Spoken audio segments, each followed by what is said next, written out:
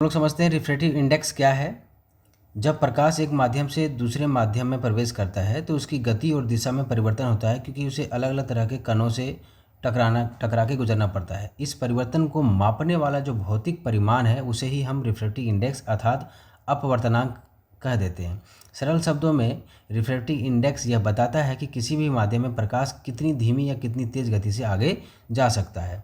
अगर हम इसको इक्वेशन के माध्यम से समझें तो refractive index equals to velocity of light in vacuum divided by velocity of light in medium.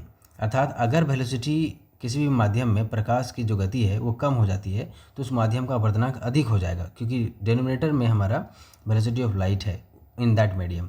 और अगर प्रकाश की गति अधिक हो जाती है उस मीडियम में तो अपवर्तनांक उसका कम हो जाएगा।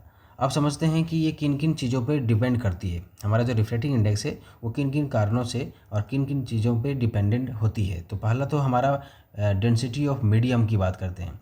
जिस भी मीडियम का डेंसिटी अधिक होगा वहाँ प्रकाश के अणु एक दूसरे से ज़्यादा टकराव अधिक होगा उनका, जिससे क्या होगा, प्रकाश की गति कम हो जाएगी और इस कारण उस मीडियम का जो अपवर्तनांक है वो अधिक हो जाएगा। चूँकि वेलोसिटी कम हो गई तो अपवर्तनांक बढ़ जाएगा, जैसे कि कांच का अपवर्तनांक हवा की तुलना में अधिक होता है।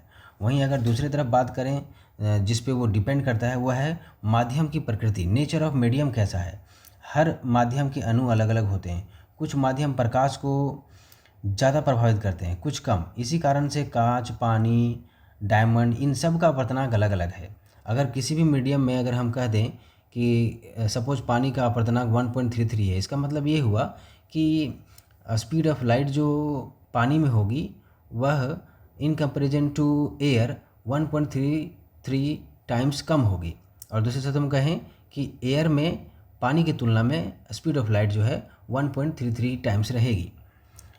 तीसरा जो ज़रूरी बात है दोस्तों वह है तरंग दैर्ध्य, वेवलेंथ ऑफ लाइट पर भी हमारा रिफ्रैक्टिव इंडेक्स डिपेंड करता है। सभी रंगों की तरंगदैर्ध्य अलग अलग होती है। बैंगनी प्रकाश की जो तरंगदैर्ध्य यानी कि वेवलेंथ है सबसे कम होती है, इसलिए उसका अपवर्तनांक ज़्यादा होता है। लाल रंग की जो वेवलेंथ है वो ज़्यादा होती है, इसलिए उसका रिफ्रैक्टिव इंडेक्स भी कम हो जाता है। इसी कारण प्रिज्म में रंगों का अलग अलग डेविएशन हमें देखने को मिला था। और लास्टली जो रिफ्रैक्टिव इंडेक्स डिपेंड करता है वो डिपेंड करता है तापमान पर। तापमान बढ़ने पर माध्यम के अणु फैल जाते हैं, घनत्व कम हो जाता है और इस वजह से बेंडिंग कम से होगी और स्पीड बढ़ा हुआ दिखेगा। स्पीड जब बढ़ा हुआ दिखेगा तो हमें उसका जो रिफ्रैक्टिव इंडेक्स है वो भी हमें कम देखने को मिलेगा। तो इस तरह से हमने समझा कि रिफ्रैक्टिव इंडेक्स जो है वो बेसिकली बता रहा है कि किसी भी मीडियम में प्रकाश की गति कितनी ज़्यादा और कितनी कम होगी।